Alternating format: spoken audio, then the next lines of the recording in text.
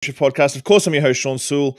We're talking to a distiller today, which we don't usually talk to distillers very often. Usually once every 6 weeks or so, we'll have a distiller pop up on my schedule. And this one's a fun one because I work so closely with so many distillers here in BC in regards to making spirits and that sort of thing. We're going to be talking to someone on the other coast of the US from Barr Gin, Ryan Christiansen, and his whole company is based around honey, and it's scaled as well because it's a substantially sized distillery. And so we're really going to get into bees and honey because honey poses a whole bunch of issues when it comes to using it as a raw ingredient. So I want to welcome Ryan. Hey, Shawn. Thanks for having me. Thank you for being here. I'm really curious about your story because scaling to the you're still not a big distillery, but even scaling to the size that you are when it comes to using honey as a raw ingredient I'm curious at the problems it posed as you started. And then when you first started Caledonia, when you started looking into Barr Hill and the honey based spirit stuff, what drew you to the honey?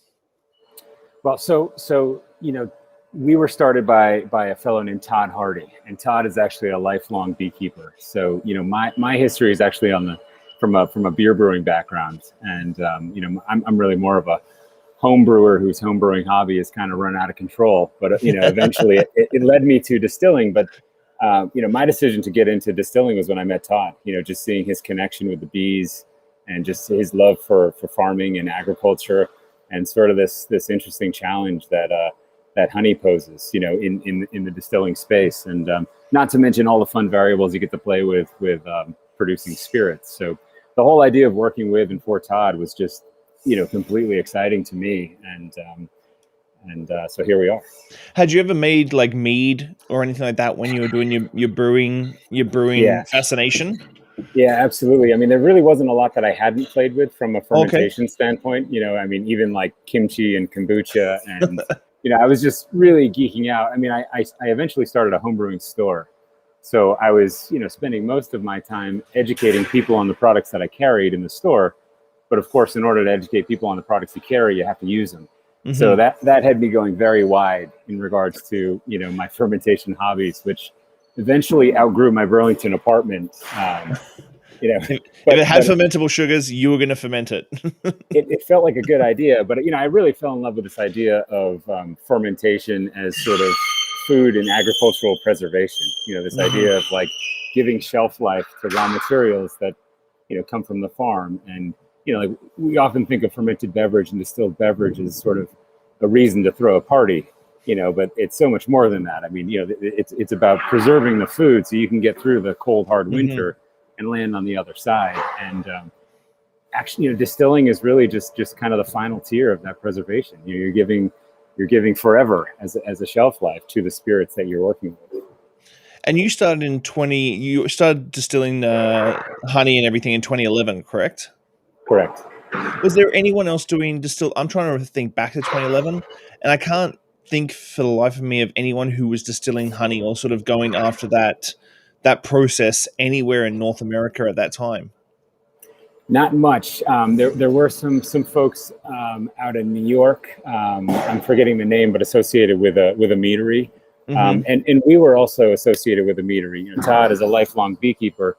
Eventually opened up a small meadery, and when I met Todd, that was the core of the operation. It was a mead facility, and he had hopes of opening a distillery. And I actually said to Todd, I can't learn both at the same time, and this distilling thing is incredibly fascinating. And Todd seemed to have faith that I wouldn't screw it up, and we canceled the meadery. We sold the corker, sold all the anything that we could sort of convert into cash that we could invest in building a safe distillery, and we really went for it. We started out with just a tiny little 15-gallon direct fire still. I mean, that was ultimately all we had from a distilling standpoint, but that's all we really needed. That was enough to keep the batch size small and really dial it in. So what are the big, we were talking off in the green room, and I was saying that I've worked with a couple of distilleries, and I know that we have a fair few distilleries here in BC that are honey based, and I know that they had massive issues with just trying to, as you like saying off camera, like transporting honey moving honey into tanks. It doesn't move the same way as other liquids do. What were the big, like, oh shit, I've screwed up sort of moments when you first started doing this back I in mean, the day? it was endless. I mean, moving honey is the big thing. We have a commitment to keeping honey raw, never heating it above the temperature of the hive, which is, 90 to 100 degrees. And that's very important to us. I mean, that's really where all the flavor of the raw honey comes from. That's why we're able to, create a gin with such botanical depth, is because that botanical depth lives within that raw honey. And as soon as you apply heat, you've destroyed it. So, we really, as distillers, have a fairly easy job as long as we don't screw up what the bees have created for us. And so, when we transport honey, I mean, we started out with a shovel and a paint paddle and a drill, and just trying to dilute it with water. But you're shoveling out of a drum, so just truly backbreaking work. And sticky honey goes everywhere, of course, and that creates some real challenges. But the most important piece here to understand with the challenges of raw honey, though, is the health of the hive, and sort of the challenges the bees are facing. Long before that honey even comes into this distillery, we've got an incredible journey just to make sure that those bees are well cared for, colony collapse. I mean, the list is unfortunately incredibly long of the challenges that the bees are facing themselves. So we look at it as, we want to use raw honey because it's the right thing to do. It's part of our DNA. It's where Todd comes from. But ultimately, our food systems depend on it. Beekeepers, making a living, taking care of the bees, keeping pesticides out of the process of raising bees is crucial for all of us. So when it comes to honey, and usually when you do grains and stuff, the grain doesn't usually change flavor profile wise season to season. Do you have to do some in-depth sort of tasting and tweaking when it comes to every big batch of honey that comes into the distillery? Because there's got to be significant variances between flavor profile when it hits the distillery.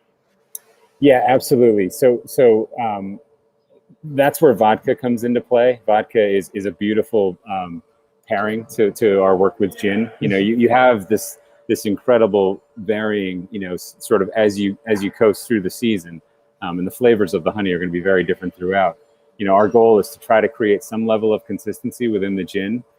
But with vodka, it's the opposite. Quite frankly, vodka is a category that needs a little bit of character. Mm-hmm. So we take those outer edges of seasonality and bring it into our vodka program. So behind me is our vodka still, which it's a perfect pairing, because the amount of honey that needs to go through this still just to produce a small amount of 190 proof vodka is enormous. Let's talk about that. What sort of yields are we talking? How much honey you gain into the distillery, and then how much spirit goes out? Yeah, so it's a hard question to answer because all the honey that comes in goes to multiple products. Mm-hmm. But we're buying over 100,000 pounds of raw honey per year from a handful of family farms, which is very impactful, for the farmers, of course, because one, we pay a fair price, which is crucial. But they also help us. They help us with payments. We spread out payments so that they're not getting that kind of seasonal burst. So it helps us pay for the honey, helps them sort of business plan on a year-round basis. But most importantly, keeps beekeepers with the bees. Right? These beekeepers that are running, fairly large apiaries at this point, they're not having to go out to the farmers market and focus on packaging and all those, packaging, sales, marketing, all those things that are, kind of hard to do when you've got that amazing skill set of, speaking to and keeping the bees. So our partnerships have really worked well for all of us because we can depend on the honey coming into the distillery. They can depend that there's a buyer ready to take it. And, that works well. Most of our raw honey, is split between gin production and vodka production. Our gin is not a honey based; it's sweetened with raw honey, so we use significantly less total honey to go into the gin. What we're doing with gin is really celebrating the botanical flavors that are within that honey. Our vodka is a 100% honey base, so it takes each fermenter 1,800 gallons. Is producing or requiring about 3,000 pounds of raw honey, per batch. Wow, that's a substantial amount of honey. It's a fair amount of honey, yeah. Now, what you've scaled? 8 years. You went from opening to the big new facility in 2019. As you can see behind, how different is the? I've got a quick question off to the side here about vacuum distillation. You don't vacuum distillate. You do a much more classic style pot and column still, yeah. Yeah, correct. It's a great question. We don't vacuum distill. So when I said we keep the honey raw, we keep it raw through fermentation. Hmm. But then for our vodka, it is cooked. It's not a vacuum still. We are at a high temperature there. Hmm. And so with the scaling of it, was there any concerns ever of how you're going to keep up with the ethos of honey going forward? Because as we talked about earlier, like you aren't a big distillery, like you're a medium-sized distillery, but with you doing that sort of production and Bar Hill's massive success, are there concerns and hurdles that you're looking for in the future of production as well as like sourcing of honey and that sort of thing? Yeah, absolutely. I mean, it's all of our growth has been very organic. We're really Hmm. not pushing. I mean, to be honest, we're incredibly honored. The conversations that surround the brand and surround sort of the work of the brand. We often think we're distillers of conversation. We're really trying to make sure that people are having conversations that lead them back to important decisions they're making in their life. So, when you ask a bartender, or when a bartender asks you rather, what are you having to drink? That's actually a pretty important conversation. It's an important question because if you just say, give me whatever you're serving, and you don't know sort of the supply chain of that product, or how those materials kind of come together, you don't know the farmer's livelihood. You don't know, that the employees are paid fair wages. You don't know that all the materials are responsibly sourced. And, quite frankly, Bar Hill is far from perfect. There's no perfect company out there. And I think our goal is to really start the conversation to open up those doors so that we can all influence the industry that's just absolutely full of flaws, in Hmm. regards to supply chain, where everything's coming, from greenhouse gas emissions, what are we actually measuring when we talk about greenhouse gas emissions? Those are the sort of conversations that, as a country, or as a continent, we're really just beginning to even have the conversation, much less impact actual change. Hmm. Well, yeah, like when we talk about the supply chain of grain and to distilleries everywhere actually across the world, a lot of the time people have no idea where that grain comes from on a consumer Right. level. Right. Like on a Yeah. consumer level, like most people don't know that most Scotch whiskey is made from French grain or like grain from Europe, and Yeah. so these conversations, and I think the pandemic sort of helped those because everybody's had supply chain issues. Absolutely. I mean, honestly, when I met Todd and we started talking about raw honey, it was, it sort of had me reflecting on my own brewing career. I Hmm. was very much less focused on where the grain came from, maybe focused on the country it came from, but I wasn't looking any deeper. Really Hmm. wasn't scratching the surface of the agricultural practice of the grain that I was using. And, suddenly I meet a beekeeper who's, got an amazing family and partnership of other beekeepers. And I'm thinking, this is really where we want to be. I want to work with, we now work with a local burdock farmer down the street from us, and he's commercially cultivating burdock root, and we're making spirits from it. I mean, if we can actually build a brand from the burdock root, and if you don't know what burdock is, it's largely known as a pest. Hmm. It's the plant that kind of sticks to your dog and sticks to your shoelaces and drives you crazy. But the root of the burdock is one of the most incredible flavors, grown here Hmm. in the Northeast. And if we can actually create a product from harvesting what we thought was a weed crop, and take that out to a city like New York or Chicago, that's a pretty powerful conversation that ultimately is going to come back to a family of farmers. So Bar Hill's probably the most popular, most famous product that's coming out of the distillery right now. Is that about right? Yeah, absolutely. Yeah. Yeah. How did the success of that sort of lead the direction of the company and that sort of scalability? Because I do see like craft distilling in Canada is still very small, very like infant in the scale of what it is. Some distilleries have been around for like 10, 15 years, but they're still nowhere to the scale of the sort of size you are. When it came to Bar Hill, were you surprised at the acceptance and sort of push it had?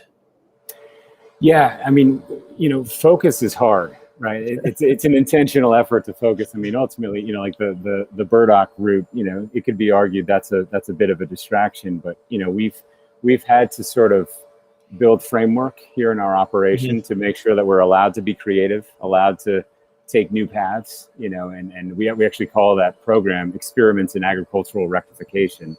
And the goal there is to make sure that we're out and about meeting farmers, learning about their challenges, learning what's being grown, bringing it back to the distillery and experimenting with it, because that kind of feeds our soul. But then at the same time, in this space, this is where we're producing, we're running 300-gallon stills every day of the week, trying to keep up with the demand for Barr Hill. And that takes a rigid amount of focus and just attention to detail. And we've got to, do that same thing over and over and over and make sure that we're, continually making this gin taste better and, monitoring that quality control. So they're very different, but they hinge on each other. But it was an intentional effort for sure. We recognized, and this came early on. We're out in the market selling gin, and there were just so many conversations about, hey, if I buy your gin, will you sell me your whiskey when it's aged? And that sort of conversation in itself, I think, is a bit problematic. I call it the gin apology. There's a lot of craft distillers out there saying, buy my gin and someday I'll have aged brandy or whatever it might be. And, ultimately we want to sell gin with no apologies attached to it. We're really proud of the gin that we're producing, and anybody buying our gin hopefully wants a great experience with gin. And we can talk about whiskey later when it's aged. Have you put down some whiskey? We are, yeah. I'm doing a whiskey mash today, actually. But so Todd is also a certified organic grain grower. In 2015, Todd sold the company to me and a couple of partners, and I'm able to own the majority of the company, which I'm really grateful for.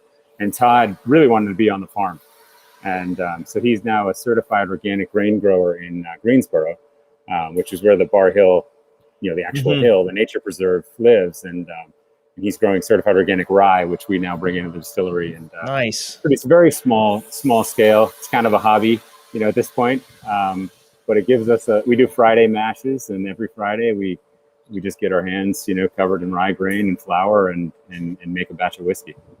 Is it one of those things that every day you come in wanting to make whiskey and then it's like, oh man, I gotta make more gin? I have a friend who has a very popular gin here in BC, and he's like, I want to make whiskey, and every day I come in and on the board, on the distilling board is like, make these batches of gin today, and you're like, oh, all I want to do is come in and make whiskey today.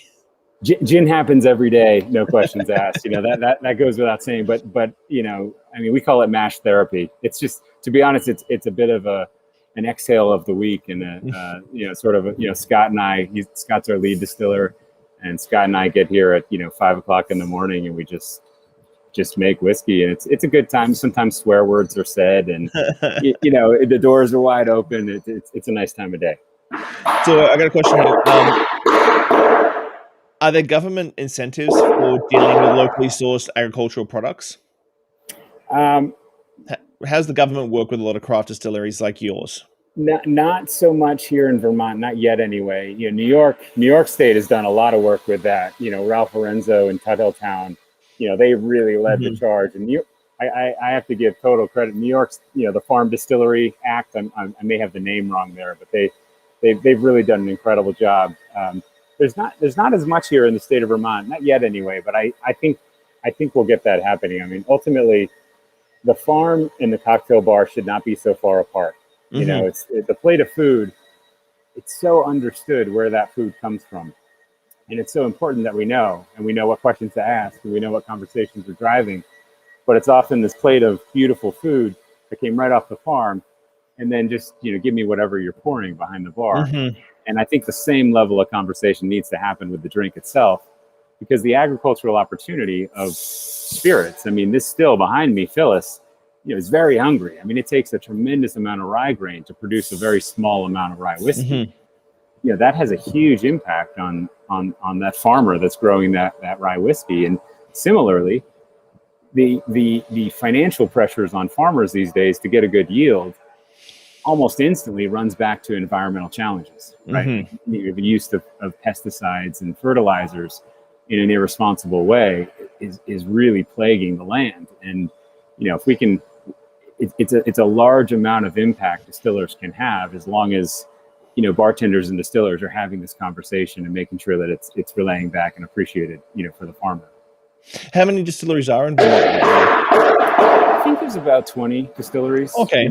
So Vermont's a small state. Yeah. I mean, Vermont only has 600,000 people in the entire state. So, oh wow. When COVID hit, we were all saying, "Wow, 6 feet. That's awfully close for the state of Vermont."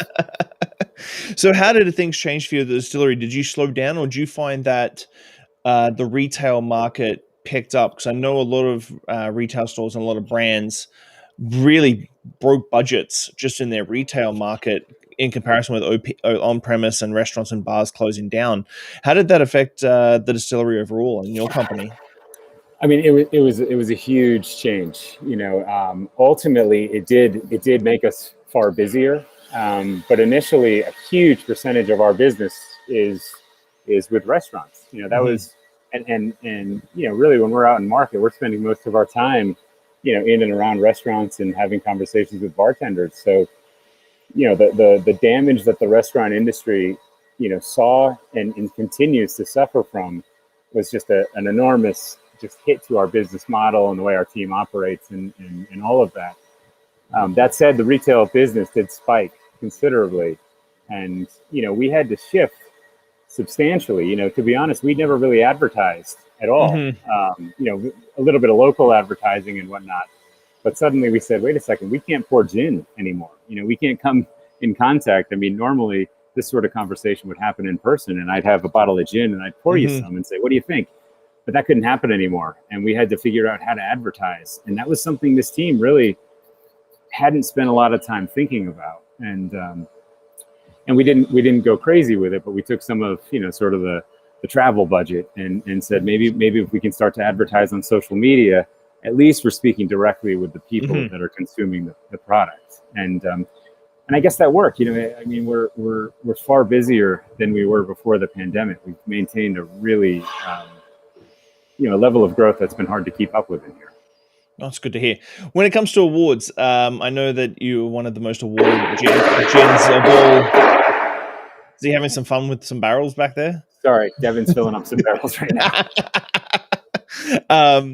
With being one of the most awarded gins in the US, how do you take that? When these things come over your desk, and you're still on the floor, still making everything by hand and from scratch, and still got your hands dirty, then you get like a double gold and that sort of thing. How does that make you feel? I mean, it's always rewarding. We love the recognition. I mean, it's meaningful. I mean, the whole team feels it. It's not just me or Devin or Scott, or Ron. It's a team-wide effort. Any sort of gold medal needs to be appreciated at every single corner of the business, and so we try to celebrate it that way. To be honest, COVID was such a challenge on this team. We pivoted to hand sanitizer like so many other distillers, and we went through this. 2020 in general was just such an emotional year for everybody, and just things like showing up to work was really hard to do some days. And this team kind of glued together through all of that. But the real, the one that we'll forever remember was, late in 2020 after going through such a hard year, but we just kind of hunkered down and focused on making the gin taste better. And then we got the 100-point score, which is, the world's first ever perfect score. And we couldn't believe it. I mean, we did not expect it. But, we got that score, and we joked about we can't even give each other high fives. We're celebrating, and we're virtually celebrating. We're in person across the room, but we were literally jumping for joy, saying this is a special moment. With everything scaling and everything getting back to normal, as we say, what is the plan for the next 6 to 12 months? Are you available across the US? Are you looking for availability across Canada into the rest of the world? Not yet. Maybe at some point. We do sell to the SAQ, Montreal.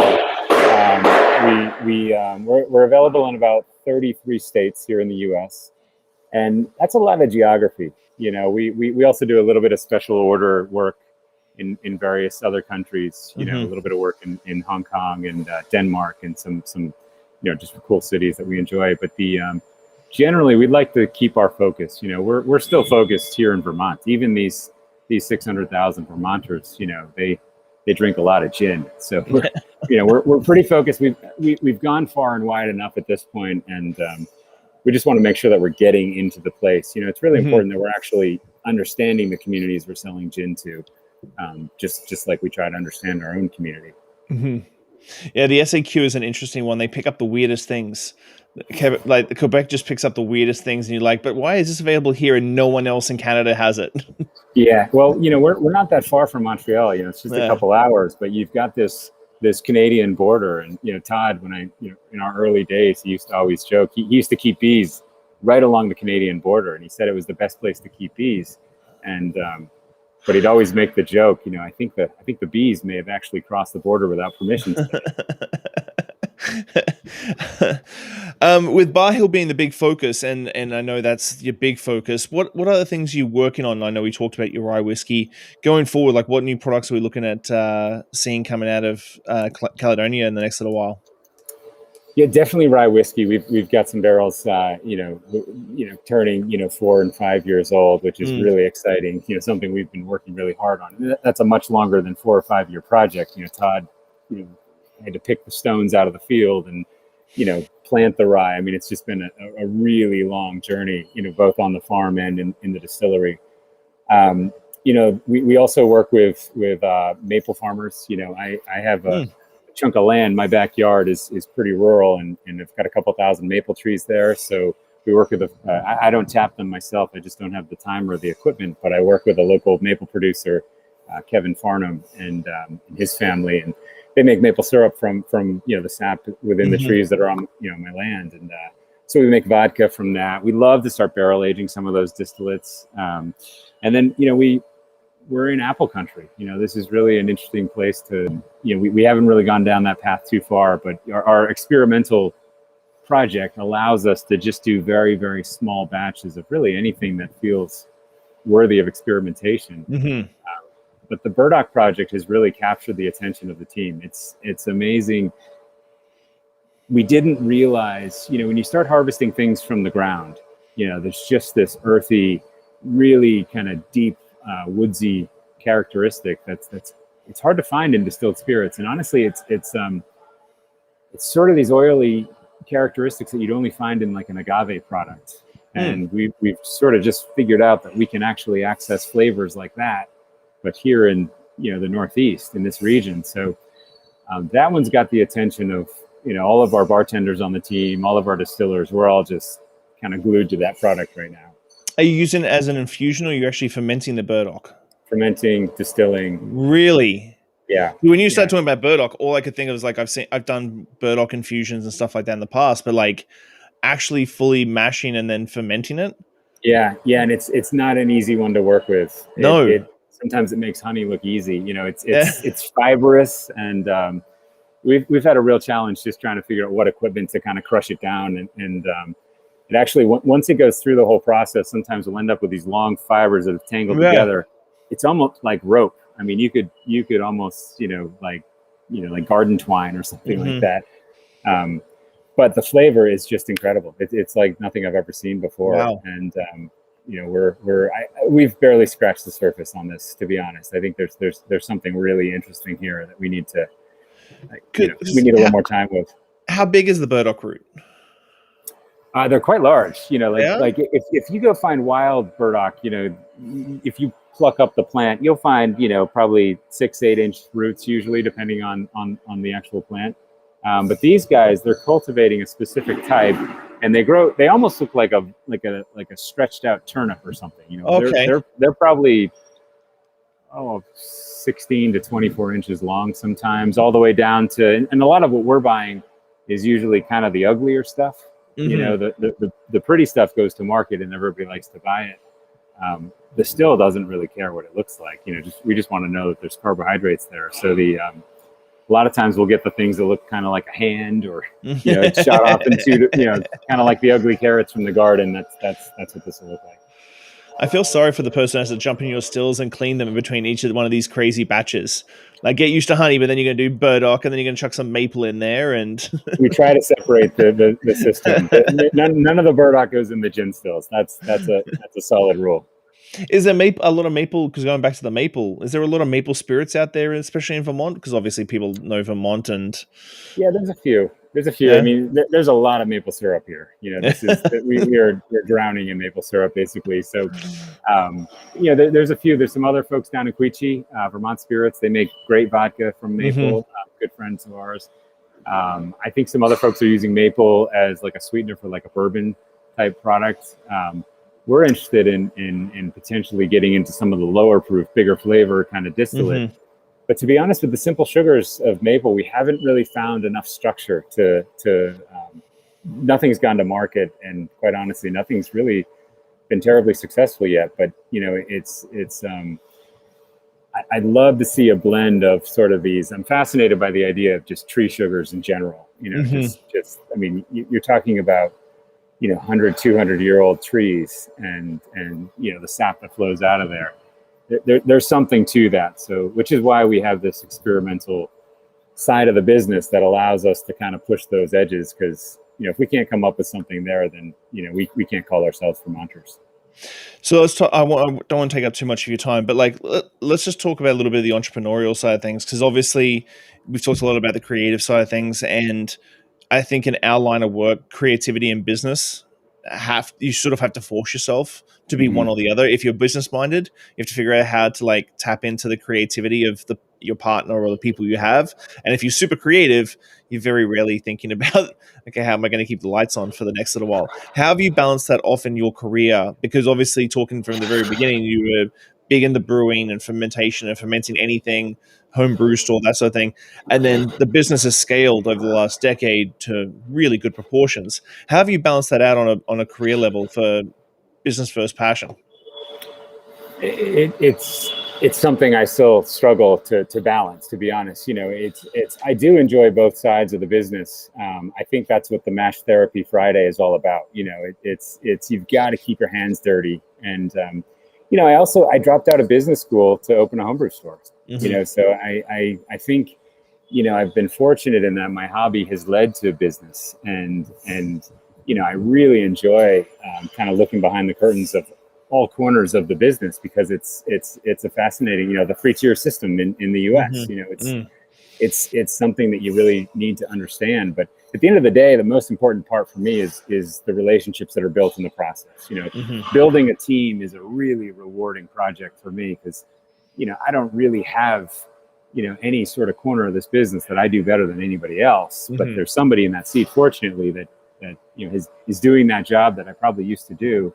And they're probably doing a better job than I am in taking it further. So, my role has evolved from sort of literally doing the work, and probably doing a pathetic job with it, to finding somebody that can really take that over and own it. And my job now is to just make sure they have the tools and the communication tools and the forum to speak freely, to make sure that we as a team are driving in the same direction.